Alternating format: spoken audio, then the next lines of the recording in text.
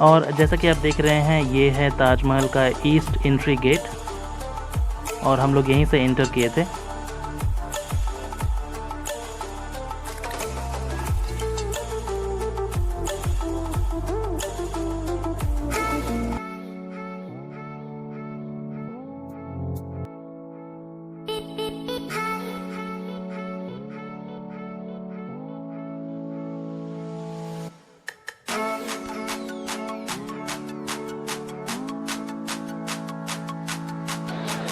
Welcome back दोस्तों, और मैं आ गया हूँ। अब आप देख सकते हैं बिल्कुल आपके सामने ताजमहल, और ये देखिए हमारे पीछे साउथ एंट्रेंस गेट है। तो मैं आपको फ्लिप करके बताता हूँ, देखिए यहाँ का नज़ारा। आइए।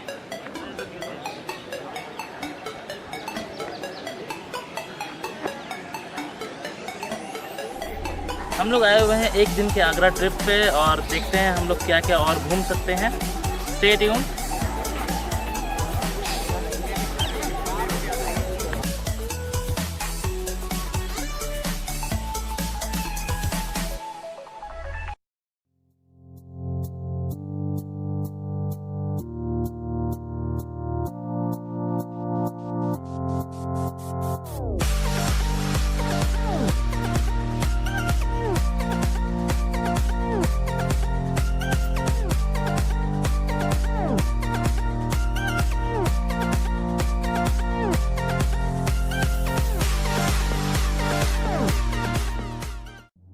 ये जो ताजमहल है, ये आगरा में यमुना नदी के बिल्कुल दक्षिणी तट पर एक सफ़ेद संगमरमर का मकबरा है।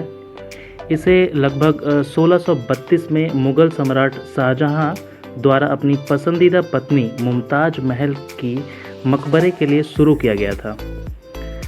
मकबरा लगभग 42 एकड़ के परिसर में केंद्र बिंदु है, जिसमें एक मस्जिद और एक गेस्ट हाउस है। और जो आप अभी देख रहे हैं, ये इनका मकबरा है, इनकी पत्नी का और शाहजहां का, दोनों का यहाँ पे मकबरा बना हुआ है।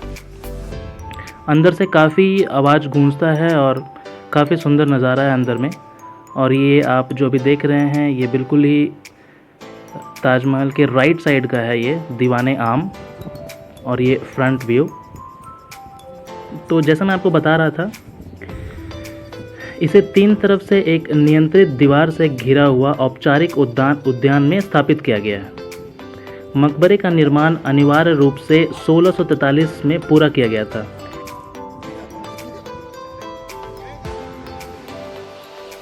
और ये जो आप अभी व्यू देख रहे हैं, ये ताजमहल के बिल्कुल पीछे का व्यू है। यमुना नदी यहाँ से बह रही है, काफ़ी सुंदर नज़ारा। ताजमहल को 1983 में यूनेस्को की विश्व विरासत स्थल के रूप में नामित किया गया था। भारत में मुस्लिम कला का गहना और दुनिया की विरासत की सार्वभौमिकों प्रशंसनीय कृतियों में से एक है। ताजमहल को कई लोगों ने मुगल वास्तुकला का सर्वोत्तम उदाहरण और भारत के समृद्ध इतिहास का प्रतीक माना है।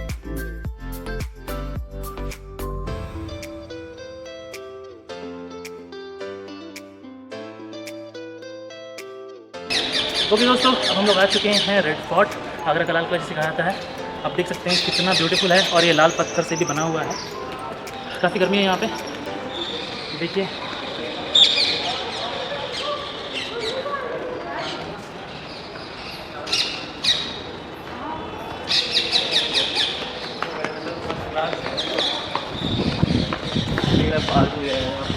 और ये है एंट्रेंस आगरा फोर्ट का। ये जहांगीर पैलेस। आगरा का किला उत्तर प्रदेश के आगरा में यमुना नदी के दाहिने किनारे पर स्थित है। यह एक विशाल किला है जो विश्व प्रसिद्ध ताजमहल से मात्र 2.5 किलोमीटर की दूरी पर है। एक पूरे शहर को शामिल करते हुए इस भव्य संरचना का निर्माण वर्ष 1573 में मुगल बादशाह अकबर ने खुद किया था। जब आगरा को नई दिल्ली से स्थानांतरित कर दिया गया था, तो आगरा का किला वर्ष 1638 तक मुगलों का मुख्य निवास स्थान था। अपने ऐतिहासिक महत्व और अनूठे निर्माण के कारण आगरा का किला को यूनेस्को की विश्व धरोहर के रूप में भी सूचीबद्ध किया गया है। आगरा का किला मुग़लों द्वारा निर्मित सबसे खास स्मारकों में से एक है। और ये जो आप देख रहे हैं ये है दीवाने आम। यह मुग़ल शैली की कला और वास्तुकला का एक आदर्श उदाहरण है। आगरा में सबसे अधिक देखा जाने वाला पर्यटन स्थलों में से एक है। विशुद्ध रूप से लाल बलुआ पत्थर से निर्मित किले के परिसर के भीतर पर्ल मस्जिद, दीवाने खास, दीवाने आम, मोती मस्जिद और जहांगीर महल जैसे मुग़लों के सबसे उत्तम वास्तुशिल्प हैं।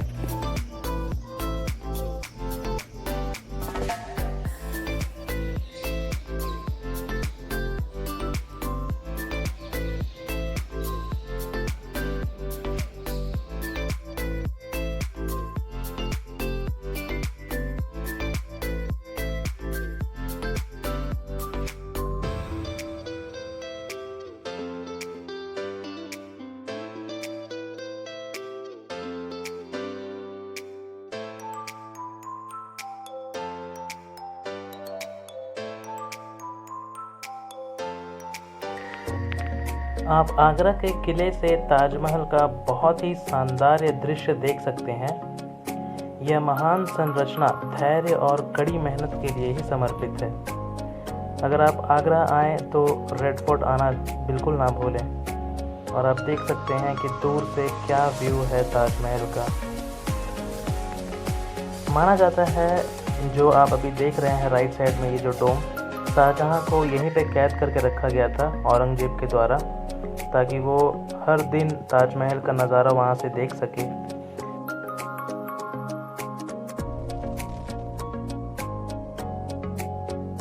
ओके दोस्तों, अब हम लोग आ चुके हैं अकबर का टॉम और ये इसका एंट्रेंस है।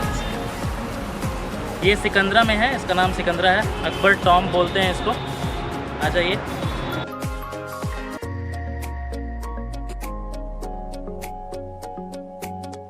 ओके, ये जो अकबर का टॉम है ये जहांगीर ने बनाया था लगभग 1603 में।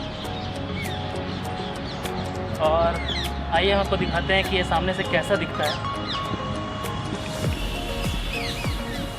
काफ़ी लश ग्रीनरीज हैं यहाँ पे, बड़े बड़े बाग, हर तरफ पेड़ हैं।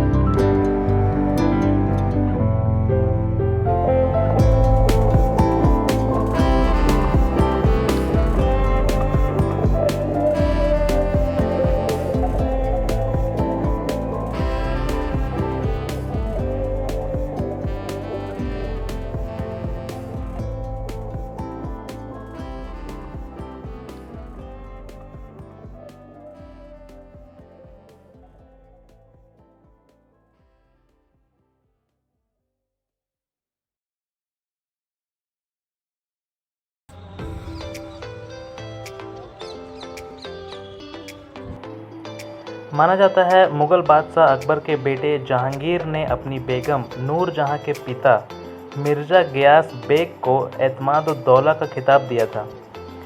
एतमाद-उद-दौला और उनकी पत्नी अस्मत जहां का यह मकबरा है और यहाँ पे अकबर के और भी रिलेटिव्स का मकबरा है। मकबरे को 1622 से 1628 के बीच उनकी बेटी नूरजहां ने बनवाया था। इस मकबरे की भव्यता और महिमा को देखकर ऐसा लगता है कि यह ताजमहल की पूर्ववर्ती रचना या ड्राफ्ट हो। इसी कारण इसे बेबी ताज और ज्वेल ऑफ बॉक्स भी कहा जाता है। 23 स्क्वायर मीटर में फैला यह मकबरा यमुना नदी के पूर्व किनारे पर बना है और आप देख सकते हैं यहाँ पे हर तरफ आपको कब्र ही कब्र दिखाई देंगे। यह NH2 पर स्थित रामबाग सर्कल से सिर्फ 2 किलोमीटर की दूरी पर है। इस मकबरे का निर्माण चार बाग नाम से चर्चित प्रसियान गार्डन के बीच में लाल पत्थर से स्तंभ पर किया गया है। इस गार्डन में छिछले पानी की आड़ी तिरछी कई धारियां बहती हैं जो सिर्फ गार्डन को चारों भागों में बांटती है बल्कि इसके सौंदर्य में बढ़ोतरी भी करती हैं और ये सामने से काफ़ी सुंदर लगता है और इसमें बहुत नक्काशियाँ भी की गई हैं जैसा कि आप देख सकते हैं।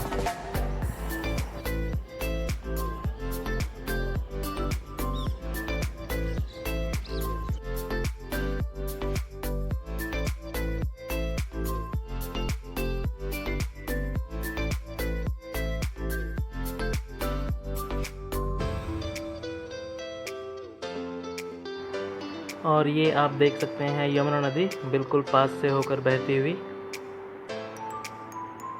लगभग सारे स्मारक यमुना नदी के पास में ही बने हुए हैं आगरा में। और ये जो सामने में आप बंकर देख रहे हैं छोटा सा जो गेट से बना हुआ है,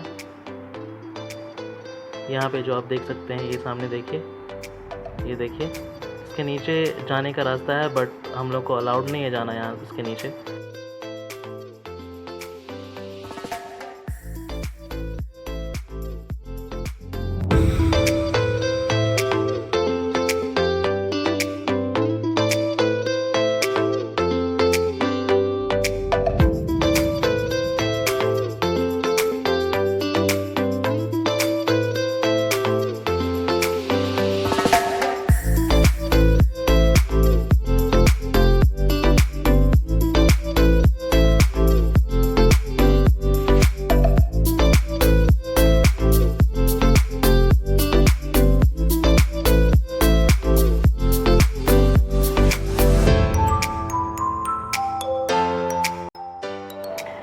फतेहपुर सीकरी को अकबर के सपनों का नगर भी कहा जाता है क्योंकि इसे उन्होंने अपनी पूरी लगन से बनवाया था। इसकी योजना को तैयार करने में ही उन्हें लगभग 15 वर्ष लग गए थे, ऐसा माना जाता है। फतेहपुर सीकरी के निर्माण से पहले मुग़लों की राजधानी आगरा थी, लेकिन इसके बाद अकबर ने राजधानी को नए नगर में स्थानांतरित कर लिया था और ये जोधाबाई पैलेस। 1571 से 1585 तक फतेहपुर सीकरी मुग़लों की राजधानी रही।